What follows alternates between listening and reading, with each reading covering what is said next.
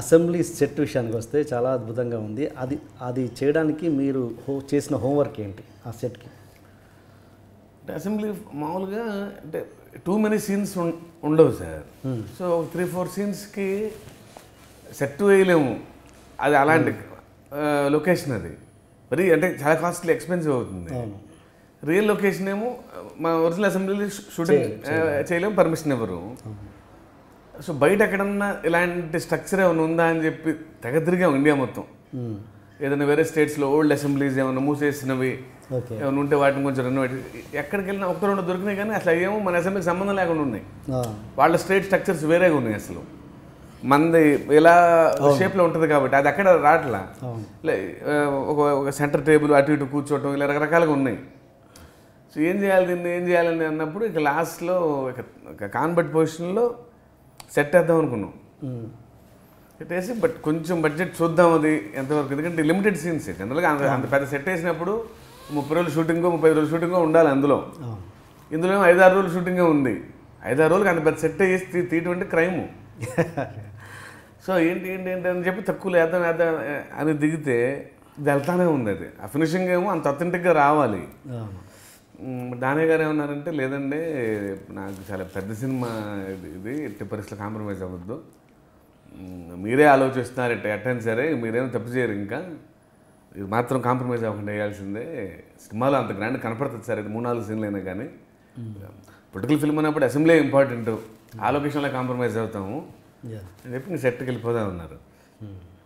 ఎక్కడ కాంప్రమైజ్ అవ్వకుండా ఆ ప్రొడక్షన్ డిజైనర్ అయితేనండి అంటే చిన్న ఫైన్ ఇప్పుడు అంటే ఒక 10 రోజు నేను అనుకోండి సార్, 10th రో కనపడదు, 10th రో టేబుల్స్ కింద కూడా ఫినిషింగ్ చేసాడు.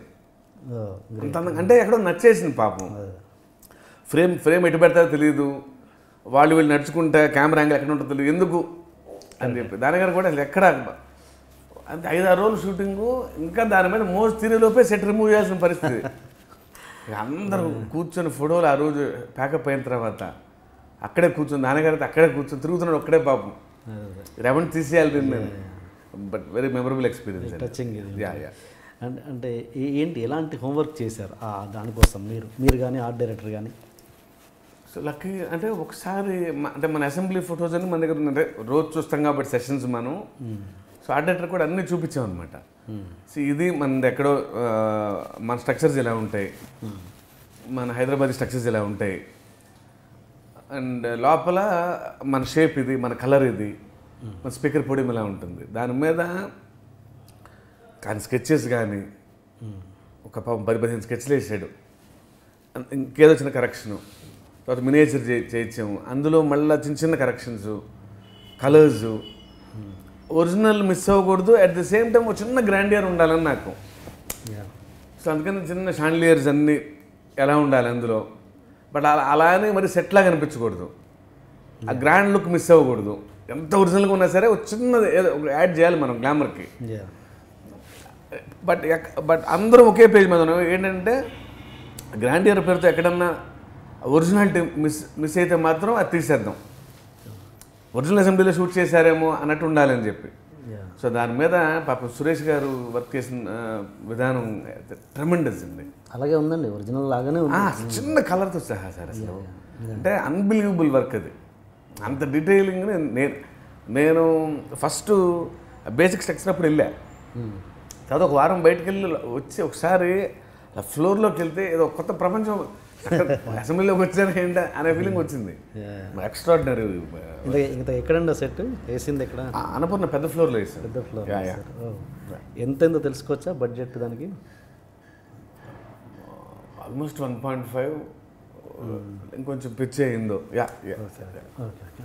అండ్ దీంట్లో అసెంబ్లీలో మామూలుగా ఎవరైనా ఏ డైరెక్టర్ అయినా కూడా చిన్న క్యారెక్టర్స్ అందులో ఉండి చాలామంది ఉంటారు కాబట్టి ఏ డైరెక్టర్ ఏం ఆలోచిస్తాడు, ఏ జూనియర్ ఆర్టిస్టులతోటో ఏపిద్దామని అనుకుంటారు మామూలుగా.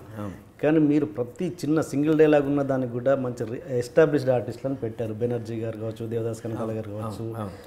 అది అంటే స్క్రిప్ట్ దశలోనే అనుకున్నారా లేదా తర్వాత వచ్చిన ఆలోచన మీకు?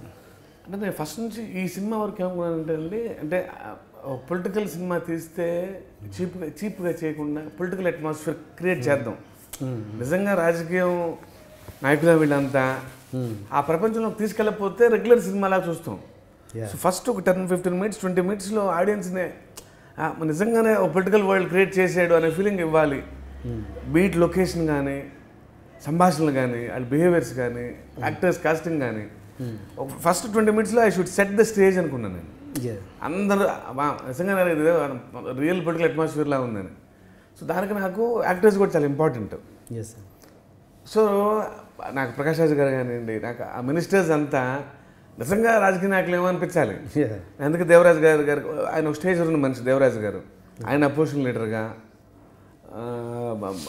పోసన్ గారు, జీవ గారు, ధనంజయ్ గారు వీళ్ళేమో మినిస్టర్స్లో ఒక్కొక్కరికి ఒక క్యారెక్టర్ ఉంటుంది. ఒకళ్ళు కొంచెం ఎక్స్టెంపోర్లో మాడతారు, ఒకళ్ళు ఆవేశంలో మాడతారు, ఒకళ్ళు ఫన్నీగా మాడతారు. సో ఎక్కడ నాకు రియల్ పొలిటికల్ వరల్డ్ మిస్ అవ్వకుండా ఉండాలి. వాళ్ళందరికీ కొద్దిగా గొప్ప తెలిసి ఉండాలి ఆ బాడీ లాంగ్వేజ్లో, ద వే ద డెలివర్, అది చాలా ఇంపార్టెంట్ అనుకున్నా. సో దానికోసం చెప్పి ముందు స్క్రిప్ట్ స్టేజ్లోనే అందరినీ చెప్పడం జరిగింది. సో తక్కువ క్యారెక్టర్ అయినా సరే బట్ మీరు పొలిటీషియన్ లాగే ఉండాలని చెప్పి అందరిని రిక్వెస్ట్ చేయడం, బట్ అందరూ అంతే కోఆపరేట్ చేశారు. అంటే ఈ చిన్న చిన్న క్యారెక్టర్స్ అంటే వదిలేసేయండి, బెనర్జీ గారు ఇలాంటివి వదిలేసేయండి, కానీ స్టార్డమ్ ఉన్నట్టు ఆల్మోస్ట్ స్టార్డమ్ ఉన్న దేవరాజ్ గారు, శరత్ కుమార్ లాంటి వాళ్ళని నిజంగా పెద్ద క్యారెక్టర్సే కాదు వాళ్ళు. ఈవెన్ శరత్ కుమార్ గారు కూడా కాదు. ఎలా ఒప్పించారు వాళ్ళని? శరత్ కుమార్ గారు నేను చెప్పినప్పుడు, ఆయన కథ మొత్తం తెలిసినప్పుడు ఆయన వెంటనే అన్నారు, నాకు తెలిసిన క్యారెక్టర్ అని, బట్ ఎంత హుందాగా ఉందో పాత్ర, చిన్న ఏదో తెలియని డ్రామా ఉంది నా క్యారెక్టర్లో, but I would love to do your film first. నాకు నేను ఎంటర్ అవ్వాలి సినిమాలోకి అన్నారు ఆయన మాట. అది చాలా పెద్ద మాట అది. ఇక నేను ఏం అడగను, నాకు నచ్చేసింది, నువ్వేం చేసుకుంటావు నువ్వు చేసుకోమ్మా అన్నారు ఆయన. So that's how he got him. Devaraj garu కూడా అంతే. అంత అప్పుడు నేను అన్ని ఫిల్మ్స్ చూశాను. We all should be a part of your film first. మాకు తెలుసు అది 2 సీన్లు ఉన్నా 3 సీన్లు ఉన్నా ఎంత బాగా రాస్తావో తెలుసు, ప్రతి డైలాగ్ గుర్తుండిపోద్ది.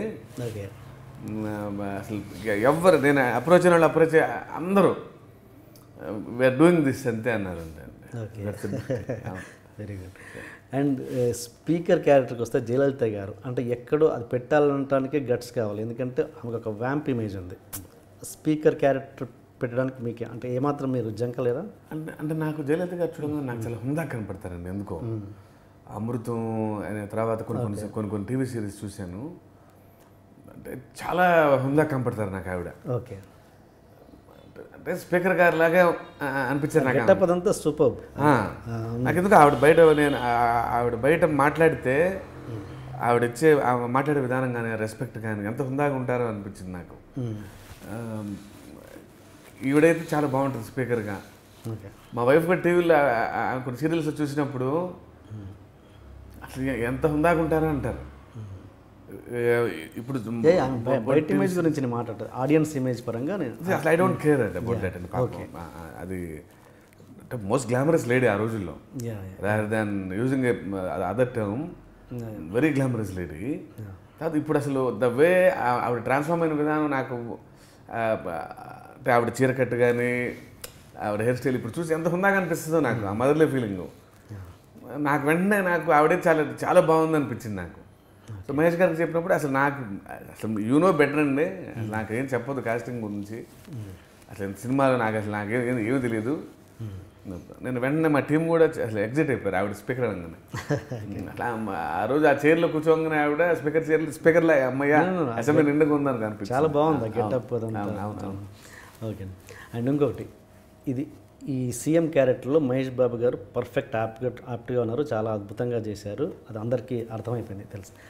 బట్ ఈ సినిమా పొలిటికల్ ఎంట్రీ ఇస్తున్న పవన్ కళ్యాణ్ గారికి అయితే పర్ఫెక్ట్గా ఉండేదేమో అని ఆడియన్స్లో చాలామందికి ఒక ఒపీనియన్ ఉంది. ఈ సబ్జెక్ట్ మీరు పవన్ కళ్యాణ్ గారికి తీసుకెళ్ళారా, అది బాగుంటుంది అతనికి చాలా అని తీసుకెళ్ళారా, అసలు తీసుకెళ్ళలేదా? లేదు, డెఫినెట్లీ ఫ్యాన్స్ అలా కోరుకోవడం తప్పే ఉంది, అందంగా ఉందిగా కోరుకున్నప్పుడు కూడా.